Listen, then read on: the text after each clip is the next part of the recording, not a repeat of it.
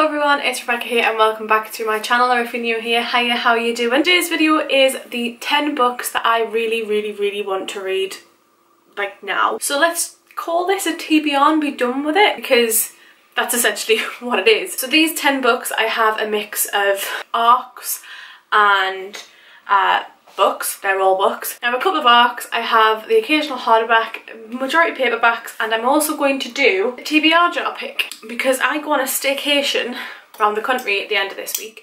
So when you see this, it's either already happened or is happening, and I don't know what I want to take. So this video is going to heavily influence some of the books that I take with me, as well as probably a TBR jar pick. So without further ado, let's get into the 10 books that I'm very excited to get to. So the first one I have here is a one that I've recently hauled, and that is Skived Out Stars by Jessica Brody and Joanne Rundell. I have been wanting to read this for so long. This is a Les Mis retelling set in space. I've had it on my wish list since before it was released, and then it's finally came out in paperback and I was like, I'm treating myself. I'm so excited for this one, and I'd kind of put it on the back burner because I knew it was on my wish list until Olivia from Olivia Reads a Latte had actually spoken about it on her channel, and I was like, oh my god, yes, I remember. I really wanted that book. I'm buying that book because I've had a crappy week. So that's exactly what I did. This one arrived last week through Amazon. So the second one that I really want to read, I keep saying I'm going to read this and I never do, Percy Jackson the Lightning Thief by Rick Riordan. This is just one of those things that when growing up, I was a Harry Potter child, like through and through. I didn't even know these existed until I was in my teens. I think that this would have been very beneficial for me growing up, just to know the Greek god names, because right now my Greek god knowledge and mythology knowledge is pretty much non-existent, and that is shameful. So hopefully these will change that. I mean, I know that it's not the myth, you know, word for word, but it is based on, very loosely on mythology. At the time of filming this, there's been some controversy about Rick Riordan on Twitter, and everything that he says, he has a reason to back it up with, which is quite a logical reason from the things that I've read. If that's incorrect, please let me know. However, the things that I've read, he has quite a logical reasoning behind this, and it's been backed up by supported people for whatever situation that's in. For example, there's a thing about arranged marriages in one of these books. I don't know what it is, I don't know who it is. I just know that one of the issues is around arranged marriages, and he actually did his research on that. So like, I mean, we're cancelling people who are doing their research when other people still have their massive platform and still say really hateful things. But anyway, that's not what I'm here to do. This isn't a rant about certain people having a platform and not using it properly. This is about how much I really want to read Percy Jackson. Honestly, 2 books in and I'm ranting away. This next one's a little short one, and that's To Be Taught If Fortunate by Becky Chambers. This one I was lucky enough to trade an arc for through Instagram or Facebook. I think I might have even been Facebook, but anyway, it's very short. Like literally, it's like 150 pages, if that. It's not even 150 pages.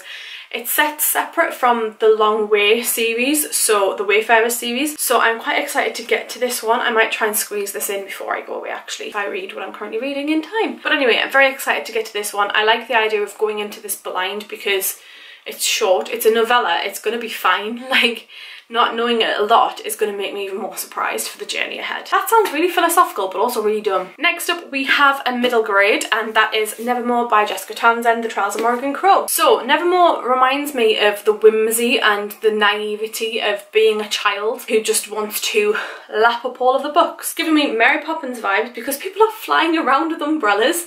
It's basically supposed to be Harry Potter, literally middle grade Harry Potter, not Harry Potter as he grows up over the 7 years and becomes an adult, and you know, we all seen the 7th film and the things that happened in that film. But anyway, I'm talking about the 10th scene in case you didn't know. But anyway, that makes that sound really dirty. It was, but it's not what you think. Nevermore, The Trials of Morrigan Crow, all I know is that it's about like a middle school, it's middle grade, flying umbrellas. I'm there for that. This one is a beast, and it kind of gives it away, but it's been sat on my current read pile on my bedside table since I bought it. I managed about 120, 150 pages of it and just stopped. I don't know why, I just stopped. but that is The Priory of the Orange Tree by Samantha Shannon. This is the paperback version, so yes, I have the hardback and the paperback, and I've read neither. But this one I'm planning to take with me. It's 800 pages. I'm planning, because it's like a 4.5 hour drive from where we are to where we're going, so I'm planning on sitting in the car and trying to read some of this because I remember really enjoying it at the time of picking it up originally. This is a standalone fantasy from Samantha Shannon. Oh, she is known for her Bone Season series, and I really liked the Bone Season, and what I read of this, the 100 and however many pages I read of it, was really good. This on the back has actually been blurbed as a feminist Lord of the Rings. It's a world divided, a queendom without an heir, and an ancient enemy awakened. What I remember about this one is that this follows a young girl who is due to take over her mother as the ruling queen. However, she needs to produce an heir, and she doesn't really want to, from what I understand. So I'm very excited for this one. Has the ankle changed? Probably. That's just my fault, my bad. But anyway, next up we have some more recent releases as well as the ARC. First one I have of the recent releases is Clap When You Land by Elizabeth Acevedo. This one, the story really piqued my interest. It follows the story of two girls, one who lives in the Dominican Republic and one who lives in the US. They don't know that the other exists, and they share the same dad. That just, not only did that just blow my mind, it gets better. Well, not better, but it gets more interesting. Their father dies in a plane crash on the journey either to or from the Dominican. So they both find out that their father has died, and then they both find out that the other exists. This is actually very much based on a true story shortly after 9/11, where a plane crash actually occurred over the Dominican, and it was travelling to the US, I believe, or from the US. Either way, it was a plane crash. It was a very harrowing thing when you find out that this is actually based very loosely on that. But it uncovered a lot of double families, like a lot of double lives that nobody knew existed until this plane crash happened. And apparently it's not a very uncommon thing. I'm very intrigued about this one. A lot of people say, I keep wanting to push my glasses up, a lot of people say that this is a very quick read, so I'm very excited to get to it. And it is told in prose. I have my issues now and again with prose, but apparently it's very easily readable, so excited. Next up is a sequel to a first in a series that I read last year and absolutely loved, and this one is Aurora Burning by Amy Kaufman and Jay Kristoff. This is the Illuminate exclusive edition that matches the Aurora Rising copy, which is in my bedroom right now because it's part of my rainbow stack. But look at it. It's so pretty. We have Kel on the front. This is also blue sprayed edges. It is also signed. This is my replacement copy because the original was very badly damaged when it arrived. However, I still can't open this page properly, but I'm not going to re-complain, because if I was the one that was dealing with the complaints, I think I'd punch myself, not going to lie. But this follows on from where the first one left off, and Aurora Rising follows the story of a ragtag crew made up of a range of species who then have to save the world. Basically, they get kind of thrown together and they don't know anything about each other, they don't like each other at first, and yeah, I really enjoyed the first one, and hopefully this one lives up to my expectations, which are very high. The last physical book that I want to talk about today is The Ballads of Songbirds and Snakes by Suzanne Collins. This is the Hunger Games prequel. A lot happens because it's a prequel. Clearly there's so much to talk about, and this is Snow's origin story. So if you've read The Hunger Games, you'll know who President Snow is. This is how he came to be who he is, the villain. It's a villain origin story. I'm really excited to find out a little bit more about him. I got to about 20 pages in, and at first I was a little bit confused, but now that I've kind of like watched a couple of people wrap up or had their thoughts without spoiling it, it makes more sense. So we follow the 10th annual Hunger Games, and President Snow is not president at the time, obviously, drafted in to mentor some of the district